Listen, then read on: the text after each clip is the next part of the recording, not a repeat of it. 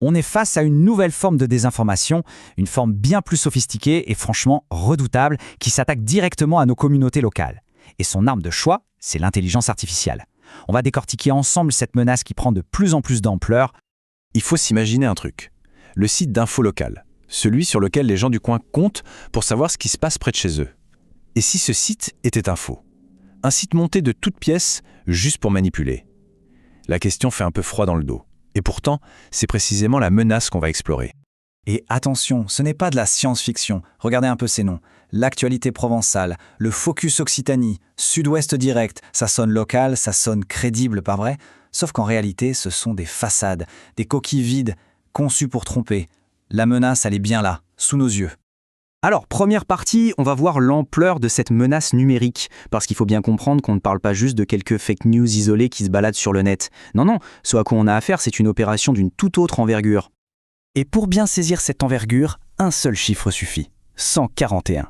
C'est le nombre de faux sites de ce type qui ont été repérés par le groupe de recherche INSICT, et ça en seulement 6 mois, entre janvier et juin 2025. 141 portails entièrement dédiés à la désinformation. C'est énorme. Et le point qui est vraiment crucial à piger, c'est que ces sites ne sont pas des électrons libres. Ils font tous partie de ce qu'on appelle un réseau de désinformation. En gros, c'est quoi? C'est un ensemble de sites web, de comptes sur les réseaux sociaux, qui sont tous coordonnés. Ils travaillent ensemble, avec un but bien précis, diffuser volontairement de fausses infos pour atteindre un objectif stratégique. Ce n'est pas du bricolage, c'est très organisé, c'est méthodique. Ok, maintenant qu'on a vu l'ampleur du phénomène, on va passer en coulisses. Allons voir qui tire les ficelles derrière ce réseau et surtout comment ils s'y prennent.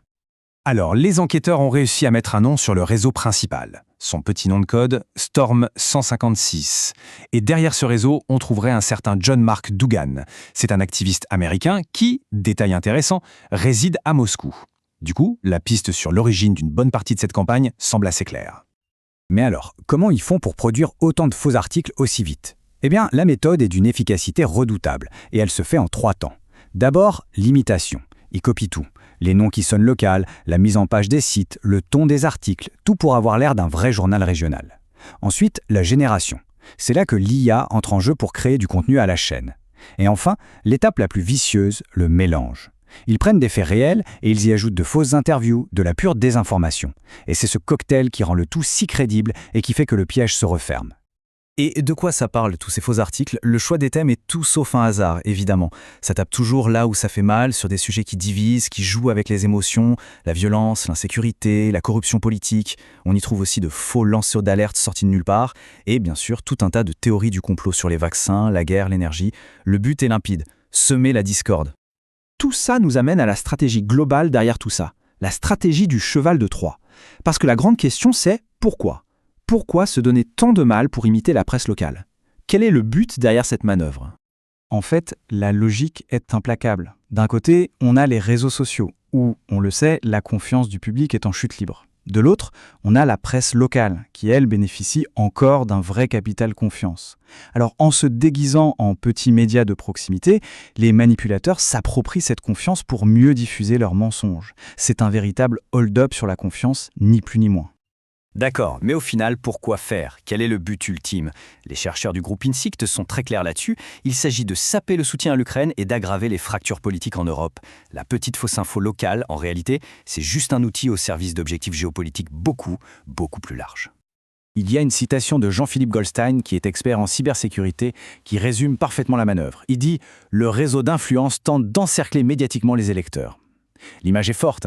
L'idée, c'est vraiment de créer une sorte de bulle d'information toxique autour des citoyens, surtout quand des élections approchent, pour réussir à influencer leur vision de la réalité.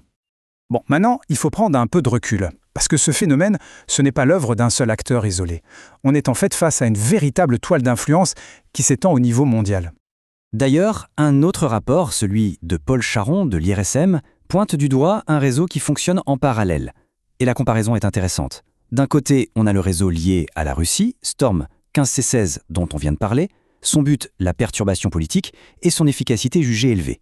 De l'autre, on a un réseau lié à la Chine, qui lui semble plus motivé par des intérêts économiques. Pour l'instant, son efficacité est considérée comme plus faible. On a donc bien 2 acteurs, 2 stratégies différentes, mais qui se battent sur le même terrain, celui de l'information. Bon, face à tout ça, la grande question c'est qu'est-ce qu'on fait? C'est justement l'objet de notre dernière partie, parce que s'informer sur la désinformation, c'est déjà commencer à se défendre. Voici 3 réflexes, simples, mais vraiment essentiels pour une petite autodéfense numérique. Premièrement, vérifier la source. Toujours. Avant même de penser à partager un article, on se pose la question « D'où ça vient, ce truc ?» Est-ce que ce site est connu, légitime ? Deuxièmement, se méfier des contenus qui cherchent à tout prix à faire réagir.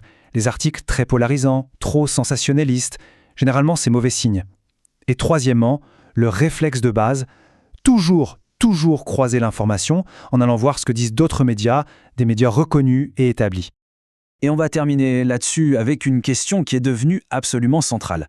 À l'ère de l'intelligence artificielle, où on peut générer des contenus plus vrais que nature en un claquement de doigts, comment on fait pour redéfinir la confiance dans l'information ? La technologie évolue à une vitesse fulgurante, nos réflexes, notre esprit critique doivent évoluer avec elle. C'est sans doute le plus grand défi de notre époque.